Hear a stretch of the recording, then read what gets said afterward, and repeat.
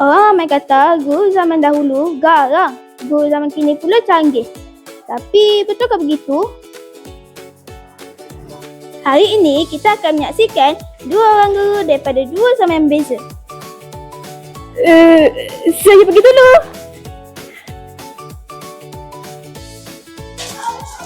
Beratnya, lagi berat daripada batu.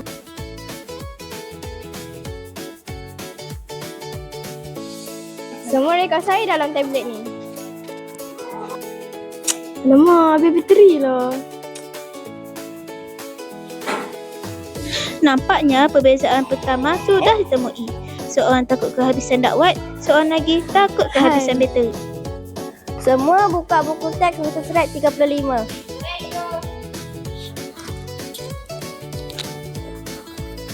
Alamak, cikgu, Dahulu, murid yang terlupa bawa buku dianggap sedang melempah masalah.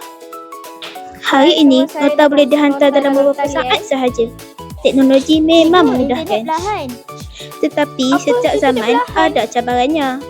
Hai, dulu terlihat buku. Sekarang terlihat internet pula. Ada satu perkara yang tidak pernah berubah sejak dahulu hingga sekarang, iaitu kuasa luar biasa murid menghasilkan 1000 soalan dalam masa 5 minit dan guru pula perlu menjawab semuanya.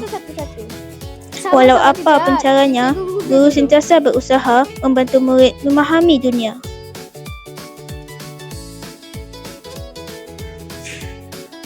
Hari ini ada ujian mengajar. Dua perkataan yang boleh membuat jantung berdegup lebih laju daripada loceng rehat. Nasib baik zaman berubah. Kini, ujian boleh menjadi lebih menyeronok. Tetapi, sama ada di atas kertas atau di atas skrin, murid tetap akan berdebar menunggu keputusan. Namun, guru tidak mencari kesalahan.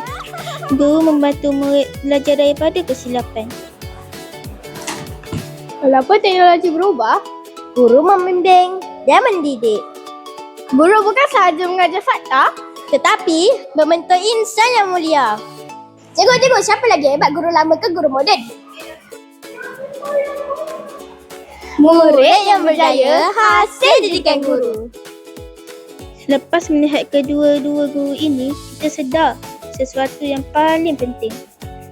Teknologi berubah, kaedah pengajaran berubah, cabaran pendidikan juga berubah.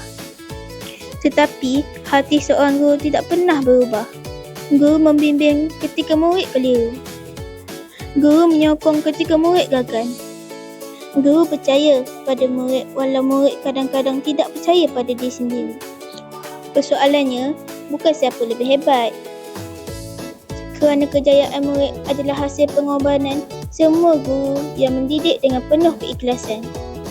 Guru bukan sekadar mengajar pelajaran.